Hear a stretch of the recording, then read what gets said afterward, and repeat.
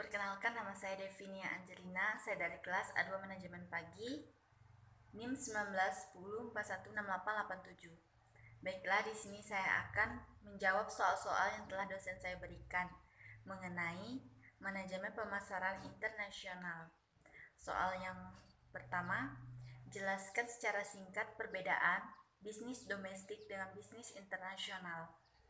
Bisnis domestik merupakan kegiatan bisnis yang aktivitas bisnisnya hanya di lingkup dalam negeri saja. Sedangkan bisnis internasional adalah bisnis yang aktivitas kegiatannya melewati batas-batas negara.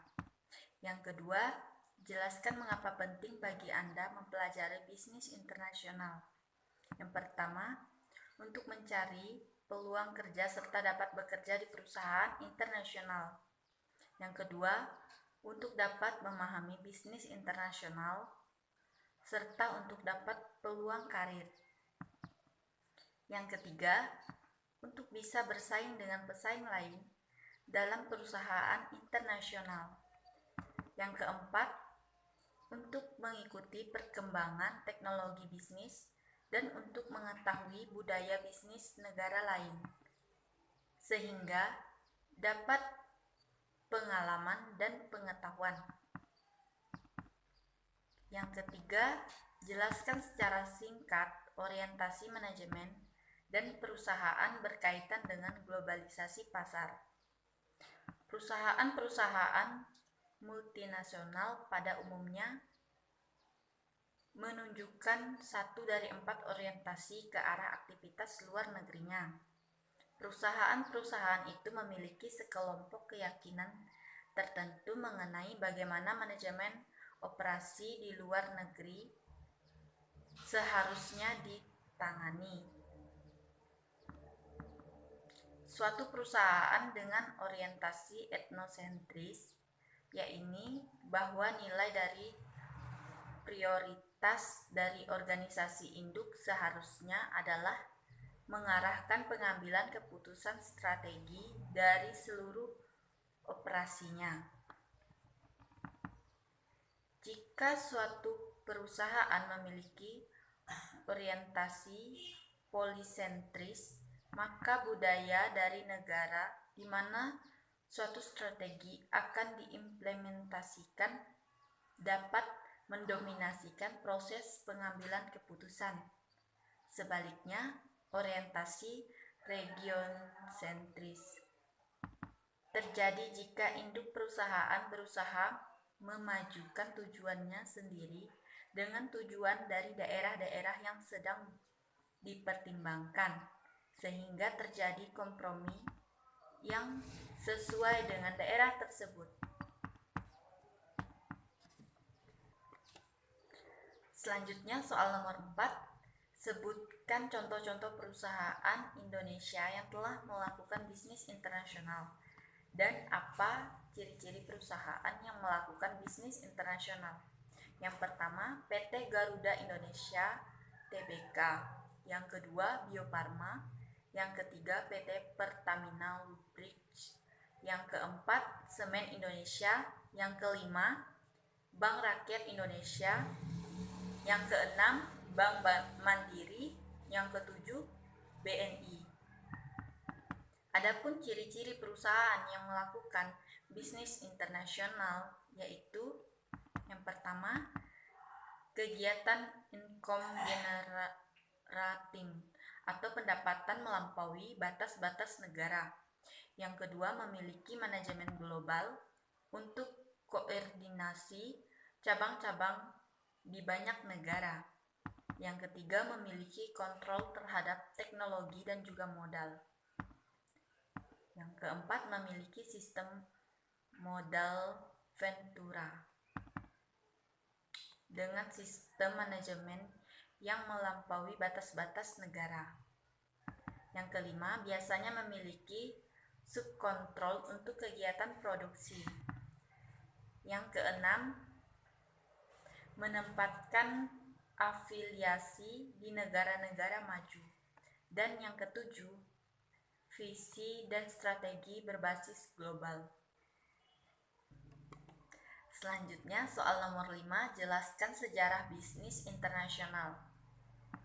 Sebelum Masehi, pedagang Venesia dan Yunani mengirim wakil-wakil ke luar negeri untuk menjual barang-barang mereka.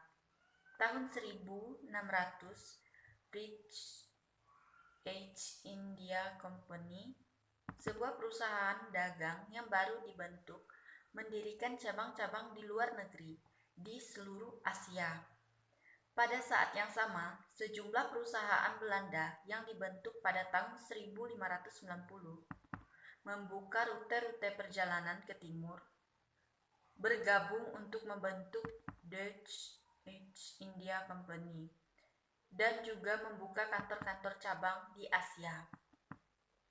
Para pedagang kolonial Amerika mulai beroperasi dengan model yang sama pada tahun 1700-an. Perusahaan Amerika pertama yang berhasil memasuki produksi luar negeri adalah pabrik yang didirikan di Skotlandia oleh Singer Swilling pada tahun 1868. Pada tahun 1880, Singer telah menjadi organisasi dunia dengan organisasi penjualan luar negeri yang luar biasa dan beberapa pabrik pemanufakturan di luar negeri. Perusahaan-perusahaan lainnya segera menyusul pada tahun 1914.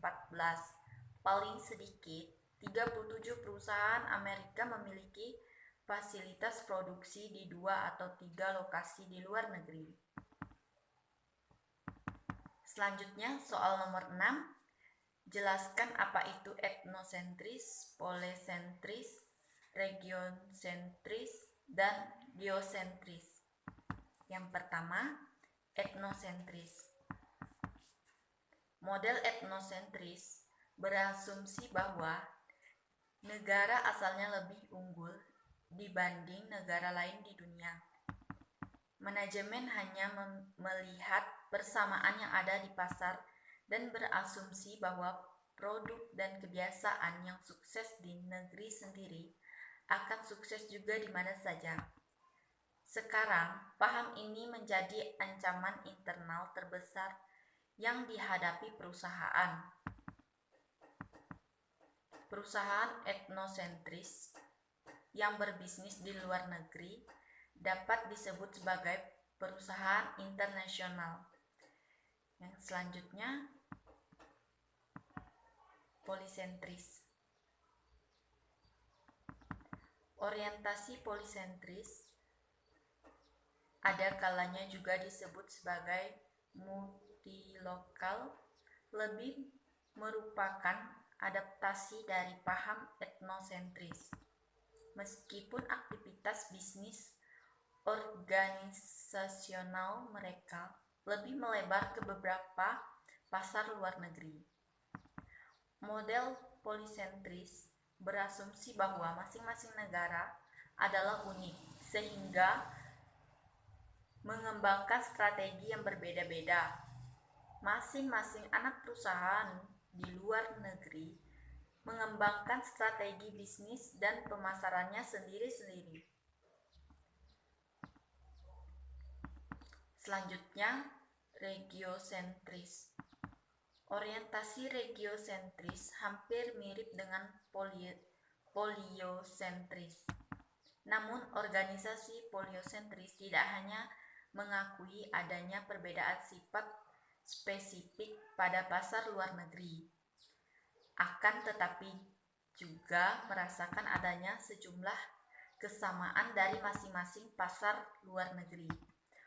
Oleh karena itu, mereka merasa perlu membuat pengelompokan pasar yang sama berdasarkan suatu wilayah dengan mengidentifikasikan ciri-ciri yang sama.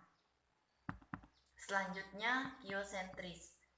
Suatu organisasi yang berorientasi geosentris akan memperlakukan semua pasar luar negeri sebagai suatu kesatuan, yaitu sebagai pasar global.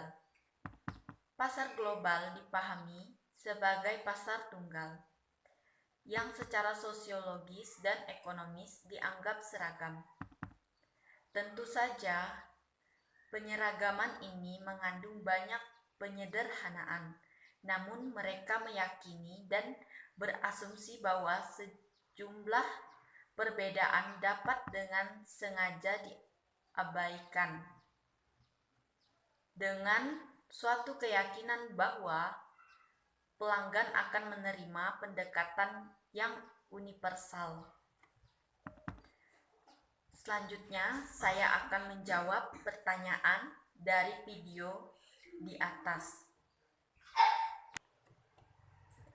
Soal nomor 1, siapa pembicara dalam video di atas? Pembicara dalam video di atas adalah Ibu Linda Yunita, SEMM. Yang kedua, jelaskan apa yang dijelaskan pembicara dalam video di atas. Yang dijelaskan oleh pembicara adalah tentang bisnis internasional dan ada beberapa poin yang dibahas, yaitu yang pertama, definisi bisnis internasional. Yang kedua, karakteristik internasional. Yang ketiga, alasan mengapa kita harus mempelajari bisnis internasional. Yang keempat, aktivitas bisnis internasional. Dan yang kelima, penyebab globalisasi kontemporer. Yang ketiga, bagaimana pendapat Anda tentang pembicara dalam video tersebut? Menurut saya, materi yang disampaikan oleh pembicara di atas sangat jelas dan bisa dipahami oleh pendengar, sehingga pendengar dapat mengerti apa itu bisnis internasional. Sekian video dari saya ucapkan terima kasih.